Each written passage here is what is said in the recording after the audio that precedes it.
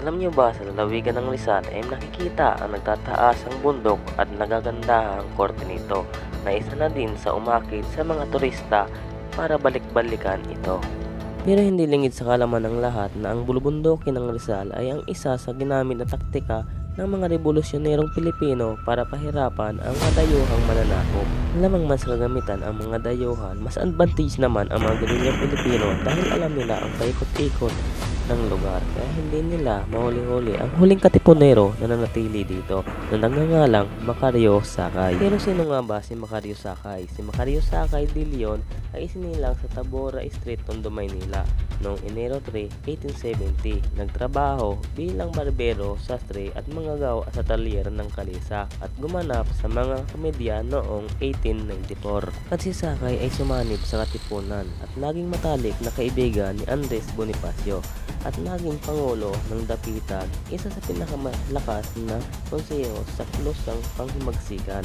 Noong 1896 ng labanan ng Pilipino at Espanya ay isa si Sakay sa mga pinuno ng katipunan na tumira sa kabundukan ng Rizal at ng Montalban. At noong sinakop tayo ng Amerikano ay muling nagbuo si Sakay ng bagong katipunan sa Maynila.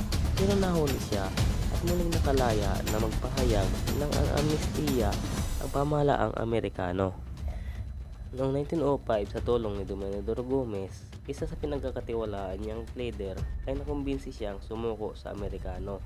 Sa pamamagitan ni Gomez na bibigyan ng amnestiya ang lahat ng tao ni Sakay. May pangako rin ang mga Amerikano na bubuuin ang asembleya kung magkakaroon ng katahimikan.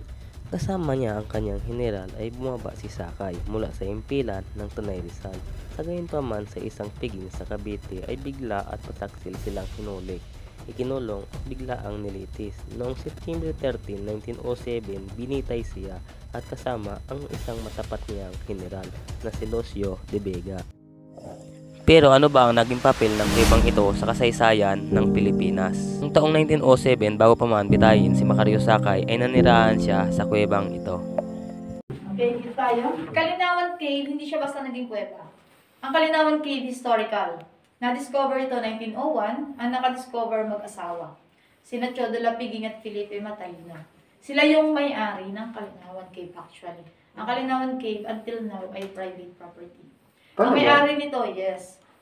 Ang may-ari nito yung mag-asawa kasi yung lupang nakapaligid sa Kalinawan Cave ay sakop ng pag-aari ng mag-asawa. Yun. Ngayon, dahil ang Kalinawan Cave, yung nakadiscover po noong 1901. yes, yung nakadiscover nito ay mayroong 5 anak. Nakita niyo yung matanda sa labas? Opo. Yung matanda sa Lalaki? babae? Opo, yes. Ay, apo. Si Katale? Apo. Isa siya sa anak ng apo ng may-ari. Ganito mo nga. Yan, isa siya sa apo. Yan. Okay? Yan. Ngayon, bakit siya tinawag na Kalinawan Cave? Okay, ang Kalinawan Cave ginamit ito noong unang panahon ng mga Kastila, bilang meeting place. Dito nagtago, nag-usap, nagkaroon ng pagpupulong, pag-meeting, pagkakalinawan ng usapan. Ang Amerikano at ang mga Pilipino para labanan at paalisin ang mga Kastila sa Pilipinas. Okay? Yan ay panahon ng Kastila. Pagdating ng World War II, ang Kalinawan Cave ginawa namang hospital ng mga sundalong Hapon. Ayan, dito sila nagtago, dinadala yung mga nasusugat ng mga nagkakasakit na mamatay sa gera. And then, ang Kalinawan Cave may 7 layers. Ito yung sinasabing exit ng Montalban, Rizal sa may Wawadang Pamitinan Cave. What the hell? Yeah. Connected, pre. Yes. Noong unang panahon kasi, ang Kalinawan Cave ay ginagawang daan patungo sa mga malalayong lugar. Ang Pamitinan Cave, sa maniwala kayo sa hindi, mayroon din siyang connected din siya sa biyak na bato. Biyak? Saan yung biyak? Bulacan. Bulacan. Bulacan? Pero, nung tumigil dito ang mga sundalong Hapon, yung part ng 6th at 7th layer hindi na siya pwedeng pasukin. Kasi yung part ng 6th layer, pinasabog nila yon para hindi sila mapasok ng mga kalaban na manggagaling sa kabilang exit. Pero may labasan pa sa iba. Pero dati yon may labasan yon. Ang Kalinawan Cave may labas ng Nakar, Laguna, and basta Nakar, Quezon, Laguna, tapos iyon yung Pamitinan. Tatlo yung ano niya. yung pwede niyang daanan. Yung mga part na yun yung mga pinasabog ng mga tumigil itong Hapon para hindi sila papasok ng mga kalaban na manggagaling sa kabilang exit. And sa tagal ng panahon na hindi siya napasok, syempre, limestone siya. Yung ibang part na na mga butas, Tumubo. nagkaroon ng mga limestone, nagkaroon ng stalactite, Nabarahan. nagkaroon ng column, nabarahan, hindi na siya pwedeng pasukin. And kung ita-travel siya, maglalakad tayo ng 9 na araw at 9 na gabi. Oh my God. Ganon siya kalayo. Ang unang-unang nakarating doon si Felipe Matalino. Yung nakadiscover ng kalinawan. Okay? 10 araw. Yes. Nasa kuweba lang siya 10 araw. Yes, underground yun. Huwag isa po. Wala pang flashlight Yes. doon. Wala pa. Ang gamit pa niya ng sulok. Sulok. Sulo. Actually, sulok pa. Anong profession niya? Ano ba siya? Ano lang sila? Wala lang. Kumbaga, natural lang sila Hiling. na na mga guerrilla sila. Okay. Kumbaga, nag-inform sila ng guerrilla noong panahon ng gera. Okay, yung naman sinasabi si Macario Sakay. After nun, di ba, nagtago siya dito for 6 years. 6 years siyang tumigil dito. Meron pa silang mga nakuha mga remains nun, yung mga hinigaan. Pero wala na, syempre, sobrang tagal, wala na rin. Ano natapon din? Yes. Kahoy lang naman siya mga troso. Mga Hindi na troso. preserve, hindi na i-surrender. Hindi na siya na-preserve. Kasi nga, syempre, Hindi na ang ano museum. nila kay Macario ay isang tulisan. Yan. Pero, dahil yun, panahon ng Amerikano. Kasi ninanakawan niya mga Amerikano, pinamamahagi niya sa mga mahirap na Pilipino. Robin. Nung umalis dito, ang Amerikano sa Pilipinas, kasi itinatagpati niya ang Republika ng Katagalugan. Okay? Ang Tanay, ang bayan ng Rizal, ang Calabarzon, Cavite, Laguna, Batangas, Rizal, Quezon. Ano lang yan? Rizal lang siya. Actually, isang buong bayan niya ng Rizal. Hindi, wala siyang bayan-bayan. Dito lang tayo nagkaroon ng syempre, nagkaroon ng mga kanya-kanyang pamahalaan, di ba? Local government. Kaya nagkaroon ng kanya-kanyang bayan, naging Calabarzon siya. Pero actually, yung bayan ng Rizal, si Macario Sakay ang nagtatag ng Republika ng Katagalugan. Yan. Okay, si Macario Sakay din. Okay, for 6 years nagtago siya rito. Bago siya, yun nga, kumaga parang ano nangyari doon, parang na-block siya. Kumaga, akala niya, makakasuko siya ng maganda. Ang nangyari, imbis na susuko siya, hinuli siya. Yun, tapos, ipinaratang na sa kanya lahat ng kasalanan na hindi naman niya ginawa.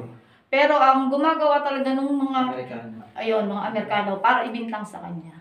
Pinapulse flag siya. Yes. Yun Kaya naman talaga eh. ganun. Amerikano yun naman talaga Yeah. ano nila eh. Sila talaga, kumaga, kukuha sila ng tao. Ipagagawa nila ng gano'n, oo. Tapos, ibibintang nila dun sa kaysakan. Nangyayari yun. Gano'n lang nangyari. Siyempre, noon pa mga Amerikano, alam naman natin, Kapangyarihan nila eh. makapangyarihan yan. Kaya gano'n ang nangyari sa kanya. Pero sa totoo lang, hindi siya talaga yung gumagawa ng mga ibinibintang sa kanya. Okay? Okay, yun yung pinakang history ng Kalinawan Cave. Bago pa man ma-discover ng mga turista ang kuweba ay shooting muna ang gumamit nito at para gamitin sa takilya. Sa dami ng shooting na ginanap dito sa kuweba ay labisan na nga napinsala itong kuweba.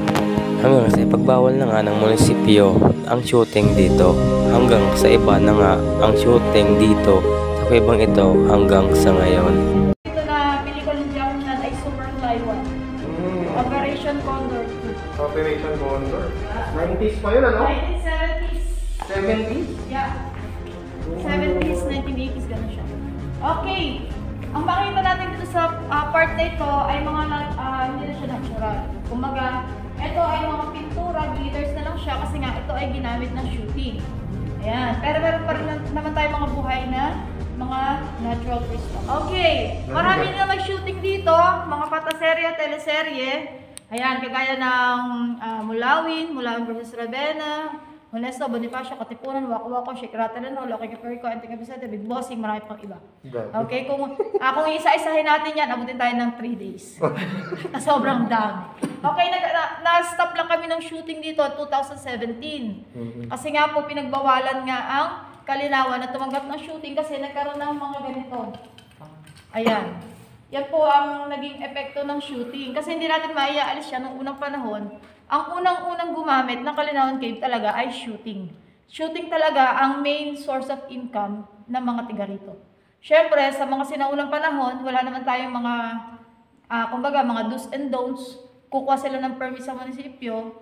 Walang sinabi na bawal magganyan, bawal yung ganito, bawal maglagay ng pintura. Pero ngayon, nung mag-under kami ng tourism, 2016, nagkaroon sila ng mga ganyan, mga bawal lang maglagay ng mga artificial colors. Ngayon, nakita nila na na-damage ng gusto ang Kalinawan Cave dahil sa shooting. Kaya nagkaroon kami ng naiban kami. So, pintura sa po yung shooting. green na yan. Yes. Pintura. Mga color, yan, pintura. Kasi, ang gumamit talaga nito, ang nagpintura niyan, yung Encantadia. Yun. Ito kasi yung kanilang Hatoria. Dito tayo. Patay mo na muna ito. Dito tayo. Okay, ito yung sinasabi na, ito yung malalim na part. Ito yung pinag-shootingan ng Jezabel. Itong part na to. Si Miss Gloria Diaz ang nag-shooting dito. First Jezabel. Dito sa part na to. Yan, ito yung nilagyan ng tubig. Kasi ang Kalinawan Cave, totally a dry cave. Ang Kalinawan Cave. Totally dry cave siya. Okay, ito nilalagyan lang ng tubig kung kailangan nila ng tubig. Yung hiram na alaala, dito rin nag-shooting yun. Nilagyan din nila ng tubig yan. Yan. Okay, dito tayo. Okay, ito naman yung nasa likod niya, dinosaur na T-Rex. Ito. Ayan. Ito yung ginamit naman ng OK Caferico. Doon sa kanilang, sa mga sinasali sa film fest na OK Caferico, ito yung mga dinosaur, yung mga pinagagalaw nila sa pagdating sa shoot nila. Yung ginagawa nila na kunyari, ngumanga. Yan, ito yun. Dito sa part na to. Okay, dito tayo. Okay, dito tayo sa third, fourth, at fifth layer. Okay? Okay, dito tayo. Let's do some... Okay na, nasagot na ito. Opo. Dito rin nag-shooting si Jackie Chan. Yung Superfly 1, ito siya tumalon. Yo! Ha? Yo! Dito siya tumalon? What the? Yung parang nag-rappel siya. Ay, grabe. Dito. Itatry ko. Tep, may rappel kayo dyan. Dito tayo dadaan palabas. Yo! Diyan siya. Ano yun? Sabi ko na lumipat yung mga hole pa sa end. Yo! Yung kanina di ba maraming hole doon sa second layer. Oo. Kaya dito na siya lumipat. Yung part na. Pwede naman. Yun ay sila naman yung malapit na mag-beauty. Ang gabi yan. Uy, grabe. Hello mga pre. Pang gabi yan. Ayan. Dito may mga ano natin. Trade pa. Ayan, yung mga pinag-picturean nila. Oo. Eh, ito yung makikita nyo sa internet. Ito yung pinasukan natin kanina. Hindi. Hindi, iba yun. Yan yung pipicturean natin.